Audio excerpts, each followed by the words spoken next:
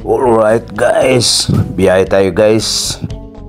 Papunta tayong Al-Waj na part ng Saudi Arabia. Doon, darod na kami guys.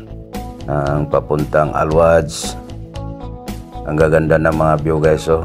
Inumaga kami guys, umalis kami ng alas 11 ng gabi. Din ngayon, on the way na kami alas 7. Alas 7 na ng umaga, inumaga na kami guys. Yan o, may nadaanan kami guys na mga camel na tumatawid sa kalsada guys. Tingnan nyo guys, oh, madami. Medyo minto pa kami noon kasi gawa ng may tumatawid na camel.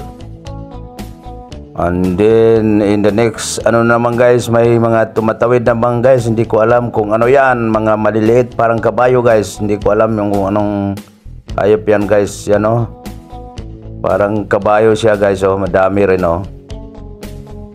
Parang kabayo na maliliit. Right guys, ano guys, habang walang ano ay pahinga muna. Magpipicture lang sa Oh.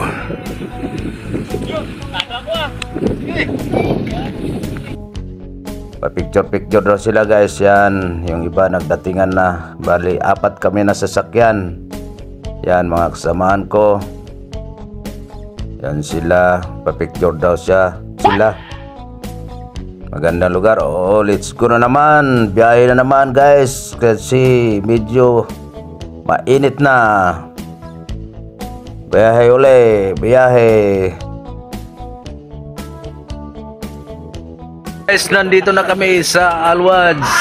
Nandito na kami. Ito yung tutuluyan namin dito guys. Pero maganda, malamig lang kita, hindi mainit. Karating din kami. 9 hours ang biyahe. Okay, mainit na.